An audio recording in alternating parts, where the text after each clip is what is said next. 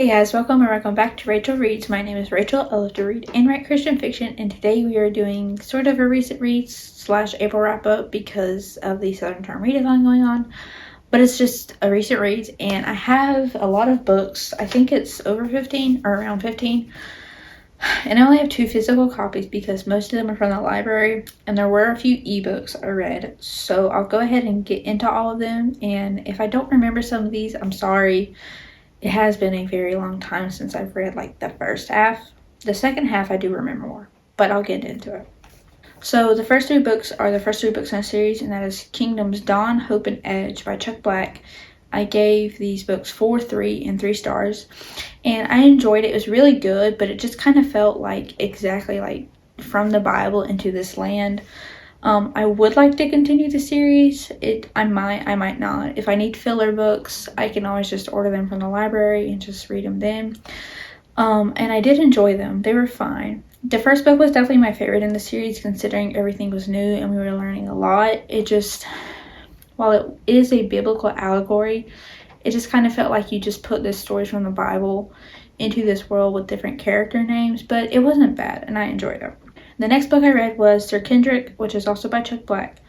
I gave this book 3.5 stars, and it was good, but it kind of had that same thing where it's just like a biblical allegory, but I did enjoy this one a little bit more. It was very interesting seeing the knights, and I just think this is a super interesting concept, so I might continue it and I might not. The next book I read is Dark of Night by Colleen Coble. And this book I read as an ebook, and I really enjoyed it. I read the first book last year, and I thought it was really interesting. And I kind of forgot how much complexity there was to the story, but it was very easy to get back into, so I really enjoyed reading it, and it was super suspenseful, and I enjoyed it, and I gave it 4.5 stars. The next book I read was The Story Peddler by Lindsay A. Franklin. I gave this book 4.5 stars. I really enjoyed it so much. There is like a little bit of a love triangle. I don't know if that's a spoiler, but I want to continue the series. I just hope it goes the right way. So I enjoyed it though. It's a very interesting concept about like building stories and how there's these different arts and kind of how you can see like the different talents that God gives to people in the story. And when I first heard about the series, I thought it was middle grade. I found out it was YA. Honestly, it was such a good book, and I love the covers for this series, so I do really want to continue them. The next 2 books I read were First Day and Starring Me by Kristen McGee, and if you don't know, she wrote the Anomaly trilogy, which is right behind me, and I love that trilogy so much. But these 2 books are contemporary YA romances, and they're Christian, and I gave them both 5 stars. They have such a great amount of faith content, and I love the characters. Book 1 was really good, and it just has such an interesting concept that I love the idea of this whole like plot line, and seeing the characters grow is just amazing, and there's so much faith. And if you've never read Kristen McGee, or if you've read her Anomaly trilogy, I just recommend these books because they are so good and just such a good series. I haven't read book 3 yet, but I'll get to that in a bit.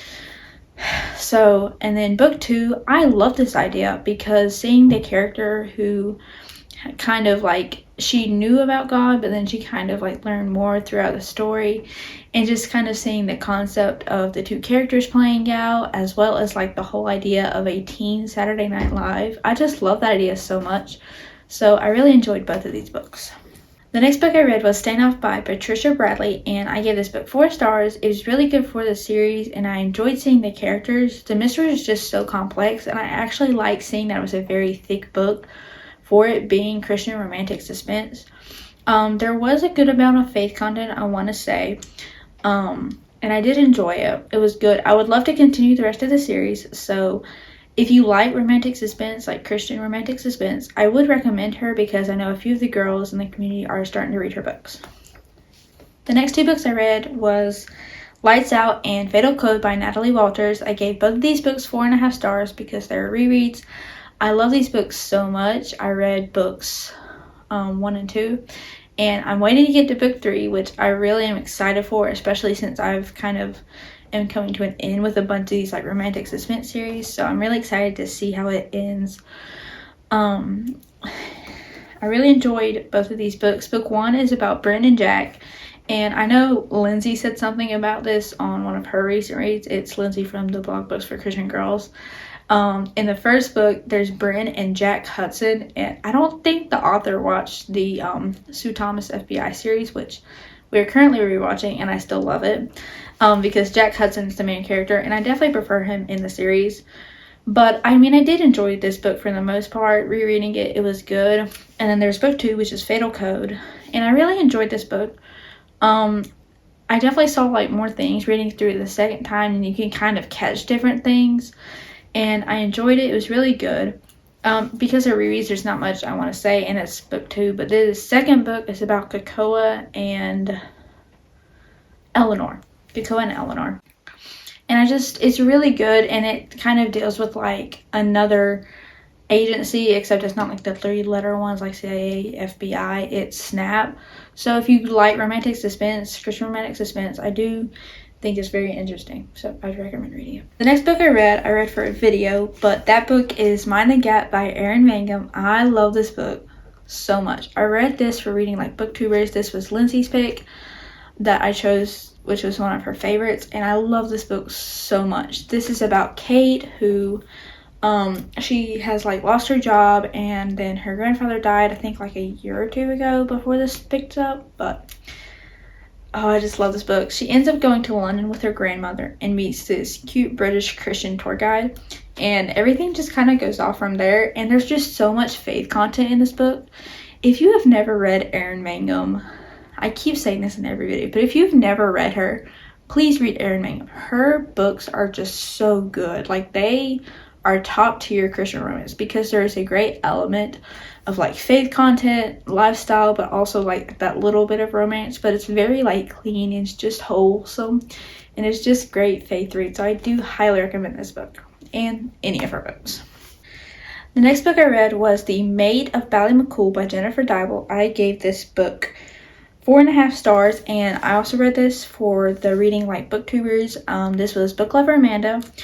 And I love this book so much. It was just such an interesting book, and I love seeing the Cinderella set in that like Irish, Scottish setting, and there was a lot of faith content, and it was just a really sweet story. It just felt very wholesome and just like a good read that like a lot of people enjoy. Like, if you don't like historical, it's very good because like it doesn't feel too historical, but if you like simpler stories, it is somewhat of a Cinderella retelling.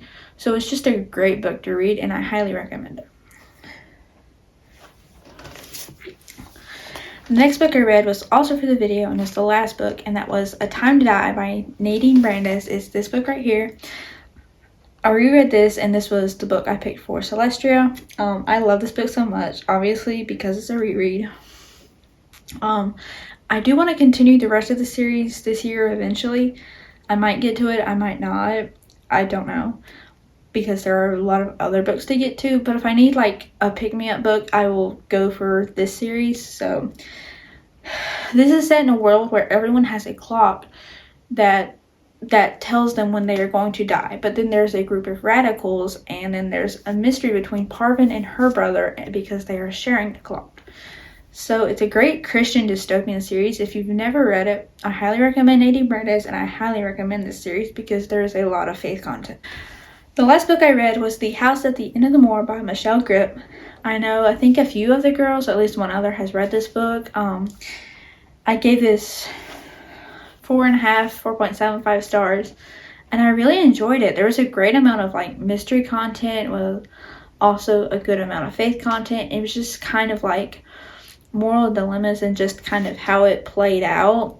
I think the only thing that like took away that like 0.25 was like we kind of like jump places from like one setting to another very quickly, and while I don't mind that, it's just kind of like I've seen that happen. Maybe it's just me noticing it now, but sometimes that happens, and it's kind of like it feels like two different stories. But it was still really good, and I loved reading the main girl's perspective. I cannot think of her name right now. I might put it on the screen, I might not. But it was just very lyrical and very pretty to read, and I really enjoyed it. So that is all the books I read for this month. The next wrap-up should be the Southern Charm Readathon, and I have 9 books for that. I think it's 9 books. Yeah. So I'm super excited to get to all those books, but that is all I have for today. Thank you guys so much for watching today's video. I'll see you next time. Bye.